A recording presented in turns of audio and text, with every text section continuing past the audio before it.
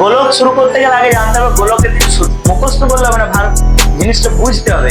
এই সূত্রটা তোমরা বুঝে যাও তো আশা করি তোমাদের 90% সলিউশন হয়েই গেল। তোমরা ইজিলি ভাবে তোমরা অঙ্কগুলো কষতে পারবে। তো দেখো গোলকের কি কি সূত্র আছে। গোলকের নাম্বার 1 যে ফর্মুলা আছে সেটা হচ্ছে গোলকের আয়তনের ফর্মুলা। গোলকের আয়তনের ফর্মুলা। নাম্বার 2 ফর্মুলা গোলকের সমগ্র তলের ক্ষেত্রফলের ফর্মুলা। সমগ্র তলের ক্ষেত্রফল। সমগ্র তলের ক্ষেত্রফলের সূত্র কি? এইটা দুটো শূন্য কেটে গেল, কত হলো? 1386 বর্গ। Hello student, welcome back. তাই তোমাদের গোলক শুরু করছি। গোলক শুরু করতে গেলে আগে জানতে হবে গোলকের কিছু সূত্র। পরিমিতি যখনই তোমরা করবে তখন প্রথম তোমরা সূত্রটা ভালো করে বুঝবে। সূত্রটা যদি তোমরা ভালো করে বুঝে যাও, মুখস্থ করলে মানে ভালো জিনিসটা বুঝতে হবে। এই সূত্রটা তোমরা বুঝে যাও তো আশা করি তোমাদের 90% সলিউশন হয়েই গেল। তোমরা ইজিলি ভাবে তোমরা অঙ্কগুলো কষতে পারবে। তো দেখো গোলকের কি কি সূত্র আছে। গোলকের নাম্বার 1 যে ফর্মুলা আছে সেটা হচ্ছে গোলকের আয়তনের ফর্মুলা। গোলকের আয়তনের ফর্মুলা হচ্ছে 4/3 পাই আর কিউব। মনে রাখবে 4/3 পাই আর কিউব। আর আয়তন সবসময় ঘন একক হয়, ঘন একক লিখবে। ওকে, এবার মিটার থাকলে ঘন মিটার, সেন্টিমিটার থাকলে ঘন সেন্টিমিটার। এখানে আরটা কি বটে, যেখানে লিখবে আর সমান গোলকটির ব্যাসার্ধ, অর্থাৎ গোলকটির ব্যাসার্ধ যদি আর ধরি আমরা, তাহলে তার আয়তনের সূত্র হয় 4/3 পাই আর কিউব। ওকে, নাম্বার 2 ফর্মুলা গোলকের সমগ্র তলের ক্ষেত্রফলের ফর্মুলা। সমগ্র তলের ক্ষেত্রফল। সমগ্র তলের ক্ষেত্রফলের সূত্র কি না 4 পাই আর স্কয়ার, তাই তো? 4 পাই আর স্কয়ার বর্গ একক। ঠিক আছে, ক্ষেত্রফল সবসময় বর্গ সেমিতে হয়। এরপর গোলকের অর্ধগোলকের সম্পর্কে জানবো আমরা। অর্ধগোলক মানে হচ্ছে গোলককে যদি আমরা এটা যদি গোলক ধরি, স্ফেয়ার ধরি, এটাকে বলা হয় অর্ধগোলক, তাই তো? এটাকে অর্ধগোলক বলা হয়। তাহলে অর্ধগোলকের দুটো তল দেখতে পাচ্ছি, একটা সমতল একটা বক্রতল। তাহলে অর্ধগোলকের আয়তনের সূত্র লিখবো আগে, তারপর ক্ষেত্রফলের বের করছি। আয়তনের সূত্র হচ্ছে 4/3 ছিল, এটা 2/3 হয়ে যাবে। 2/3 পাই আর কিউব ঘন একক। ঠিক আছে, অর্ধগোলকের সমগ্র তলের ক্ষেত্রফল। সমগ্র তলের ক্ষেত্রফল মনে রাখবে তোমরা 2 পাই আর স্কয়ার, যেহেতু 4 পাই আর স্কয়ার ছিল, এটা হবে 2 পাই আর স্কয়ার বর্গ একক। ওকে, আরেকটা ফর্মুলা আছে অর্ধগোলকের, যদি সেটা নিরেট হয়। নিরেট আর ফাঁপা জিনিসটা আমি একটু বলে দিচ্ছি। নিরেট মানে যখন সেটার মধ্যে মানে কি বলবো জমাট থাকবে, যেমন লোহার বল। আমরা ছোটবেলাতে স্কুলে খেলা হতো আমাদের শর্ট পিট থ্রো, বল, লোহার বল ছোড়া, ওই যে বলটা জমাট থাকে ওটাকে বলে নিরেট। আর ফাঁপা মানে ভিতরে কিছু থাকে না, যেমন ফুটবলের ক্ষেত্রে ব্লাডারের ভিতরে কিছু থাকে না, সেটা হচ্ছে ফাঁপা। তাহলে নিরেট যদি অর্ধগোলক হয় তখন তার সমগ্র তলের ক্ষেত্রফল হয় 3 পাই আর স্কয়ার। বাকি সব ক্ষেত্রে কিন্তু 2 পাই আর স্কয়ার। ওকে, 2 পাই আর স্কয়ার, এটা হচ্ছে 3 পাই আর স্কয়ার বর্গ একক। ওকে, আরেকটা জিনিস আছে তোমাদের, সেটা হচ্ছে তাহলে 5টা ফর্মুলা এখনো পর্যন্ত পেয়েছো। আর ফাঁপা গোলকের ক্ষেত্রে আমরা যদি দুটো ব্যাসার্ধ থাকে, একটা বহি ব্যাসার্ধ একটা অন্তর ব্যাসার্ধ থাকে, তখন আমরা লিখতে পারি আয়তনের ফর্মুলা 4/3 অর্ধগোলক নয় গোলক, 4/3 পাই r1 এর স্কয়ার মাইনাস r2 এর স্কয়ার ঘন একক। ঠিক আছে, এইভাবে তোমরা ক্যালকুলেট করে বের করে নিতে পারবে গোলকের যে কোনো অঙ্ক। এই সূত্রগুলি তোমরা লিখে নাও। এরপর আমরা অনুশীলনীতে চলে যাব। অনুশীলনীর কিছু ম্যাথ আমরা শুরু করব। ঠিক আছে, সূত্রগুলো তুলে নিয়েছো, এবার শুরু করছি আমরা কিছু গুরুত্বপূর্ণ প্রশ্ন উত্তর গোলকের।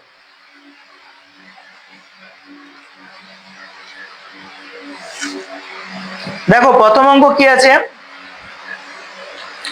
একটি গোলকের ব্যাসার্ধের দৈর্ঘ্য 10.5 সেমি হলে তার সমগ্র তলের ক্ষেত্রফল। তাহলে দেখো গোলকটির কি দেওয়া আছে, ব্যাসার্ধ দেওয়া আছে। গোলকটির একের অঙ্কটাই তোমরা দেখো, গোলকটির ব্যাসার্ধ ইজ ইকুয়াল টু ব্র্যাকেটে আর লিখবে, আর এর মানটা দেওয়া আছে কত 10.5 সেমি।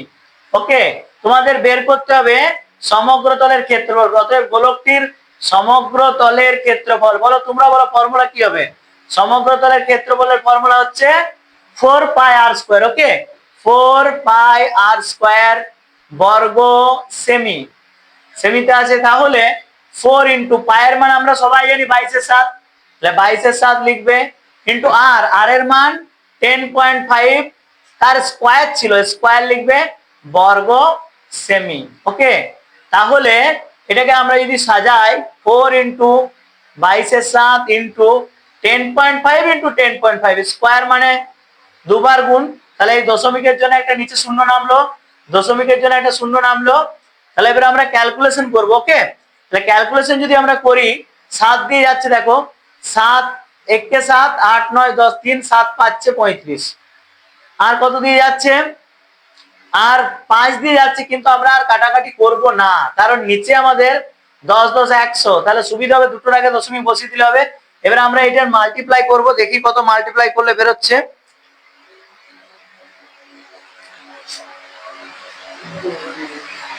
13,000 সরি 13,000 নয় 1386 আর দুটো শূন্য, তাহলে এইটা দুটো শূন্য বেরিয়ে গেল, কত হলো 1386 বর্গ সেমি। ব্যাস বেরিয়ে গেল অঙ্ক, কত ইজি গোলকের অঙ্ক। এরকম ভাবে তোমরাও করতে পারো। দেখো 2 এর অঙ্কটা কি বলেছে, একটি চামড়ার বল তৈরি করতে প্রতি বর্গ সেমি এত টাকা হিসেবে এত টাকা খরচ হয়েছে, বলটির ব্যাসের দৈর্ঘ্য হিসেব করে লিখি। তাহলে তোমরা দুটো যদি ডিভাইড করে দাও তাহলে ক্ষেত্রফল পেয়ে যাবে, তারপর ক্ষেত্রফলের ফর্মুলাতে বসিয়ে দিবে 4πr² সমান যেটা তোমরা ভাগফল করে পেয়েছো সেটা, সেখান থেকে আর এর মানটা বের করবে। আর এর মানটা কিন্তু বের করতে বলেনি, আর থেকে আবার 2r বের করবে, কারণ ব্যাস বের করতে বলেছে। তাহলে 2 এর অঙ্কটা ইজিলি তোমরা করতে পারবে। এবারে দেখো 3 এর অঙ্কটা আমি একটু করে দিচ্ছি। 3 এর অঙ্কর ক্ষেত্রে যেটা দেখতে পাচ্ছ যে স্কুলের শর্টপাট খেলার জন্য আমি এই কথাটাই উদাহরণ দিচ্ছিলাম, যে বলটি ব্যবহার করা হয় তার ব্যাসের দৈর্ঘ্য দেওয়া আছে 7 সেমি। ওকে, তাহলে ব্যাস সমান 7 সেমি, তাহলে এখান থেকে আমরা ব্যাসার্ধ বের করব। ব্যাসার্ধ সমান, ব্যাসার্ধ মানে ব্যাসের অর্ধ, অর্থাৎ 7/2 সেমি। ঠিক আছে, আমরা ব্যাসার্ধ পেয়ে গেলাম। তাহলে এবারে কি করব না, বলটির আয়তন বের করব। অতএব যেহেতু কত ঘন সেমি বলেছে, ঘন মানে বুঝবে আয়তন, বলটির আয়তন সমান 4/3 পাই আর কিউব ঘন সেমি। ওকে, তাহলে 4/3 পায়ের মান হচ্ছে 22/7, আর এর মান হচ্ছে 7/2 তার কিউব। তাহলে এটাকে আমরা ভালোভাবে যদি লিখি 4/3 ইন্টু 22/7 ইন্টু 7/2 ইন্টু 7/2 ইন্টু 7/2, কেননা কিউব আছে। তাহলে এখান থেকে আমরা যদি লঘিষ্ঠ আকারে পরিণত করি তাহলে দেখতে পাচ্ছি যে একটাও যাচ্ছে না, লঘিষ্ঠ আকারে করা যাচ্ছে না। তাহলে কি করব, পুরোটাই মাল্টিপ্লাই করব। মাল্টিপ্লাই করলে আমাদের বেরোচ্ছে না, যাচ্ছে 7 7 যাচ্ছে, আর কি যাচ্ছে দেখো 2 দিয়ে যাচ্ছে, 2 দুগুণে 4, আবার এই 2 আর এই 2 ক্যান্সেল হয়ে যাচ্ছে, আর কিছু যাচ্ছে, আর 2 দিয়ে যাচ্ছে, 2 11 22, তাহলে 11 7 77 আর 7, আর নিচে হচ্ছে 3, তাহলে 77 সাথে গুণ করলে হচ্ছে 539। ঠিক আছে, 539/3 ঘন সেমি লিখবে। কিন্তু যেহেতু আমার কিসে চেয়েছে দেখো, বলছে কত ঘন সেমি লোহা আছে, তাহলে এটাকে তোমরা পূর্ণ করবে, পূর্ণ করলে বেরোচ্ছে 179 পূর্ণ 2 3 দিয়ে ভাগ করে দেবে, তাহলে পেয়ে যাবে ঘন সেমি। হয়ে গেল উত্তর। এটা 3-এরটা করলাম আমি তোমাদের 3-এর দাগের অঙ্ক। ওকে, 2-এরটা তো বলেই দিলাম কিভাবে করবে। দেখো তারপরে 4 নম্বর অঙ্ক, 28 সেমি দৈর্ঘ্যের ব্যাস বিশিষ্ট একটি নিরেট গোলক জলে সম্পূর্ণ নিমজ্জিত করলে যে পরিমাণ জল অপসারিত করবে তা নির্ণয় করো। তাহলে অপসারিত করার অর্থ হচ্ছে আয়তন বের করা। যেমন 3-এর অঙ্কটা করলাম সেম অ্যাজ 4, 4-এর অঙ্কটাও কিন্তু সেই একই। ঠিক আছে, 4-এর অঙ্কটা দেখো একটু অন্যরকম। গোলাকার গ্যাস বেলুন খোলাবার সময় তার ব্যাসার্ধ দেওয়া আছে, এবারে শুরু করে 21 সেমি যখন হয়েছে তখন বেলুনটির পূর্বের আর পরে মানে ব্যাসার্ধটা চেঞ্জ হয়েছে, আগে 7 সেমি ছিল, তারপরে ফুলানোর পর ব্যাসার্ধ হয়েছে 21 সেমি। এবারে আমাকে বের করতে হবে যে আগে কত আয়তন ছিল, এই ক্ষেত্রফল ছিল, আর পরে কত সমগ্রতলের ক্ষেত্রফল ছিল সেটা বের করতে হবে। তাহলে আমি তাদের অনুপাত পেয়ে যাবো, খুব ইজি। দুটোতেই সমগ্রতলের ক্ষেত্রফল বের করবো, একটা পূর্বে সমগ্রতলের ক্ষেত্রফল, একটা পরে সমগ্রতলের ক্ষেত্রফল। তারপর তাদের অনুপাত করব, ঠিক আছে? তো দেখো কিভাবে করছি।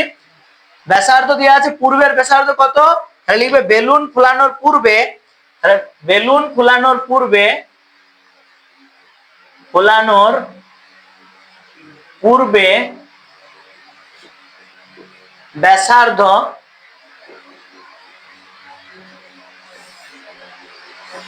আর সমান কত দেওয়া আছে, 7 সেমি, ঠিক আছে?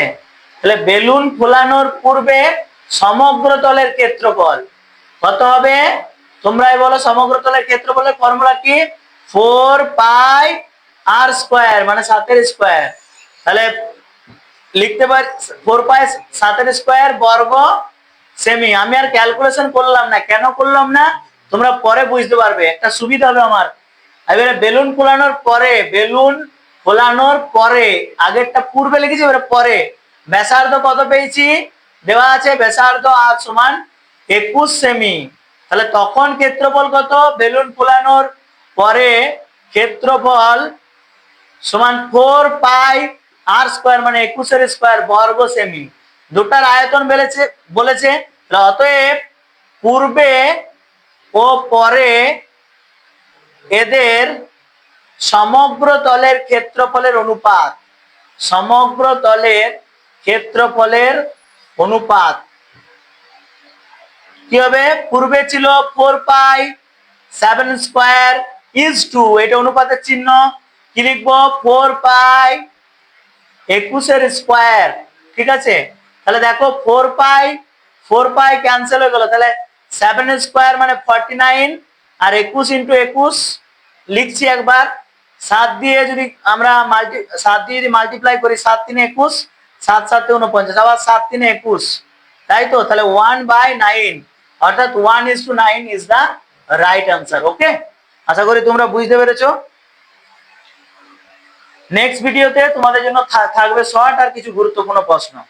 গোলক আজ এখানেই শেষ করছি।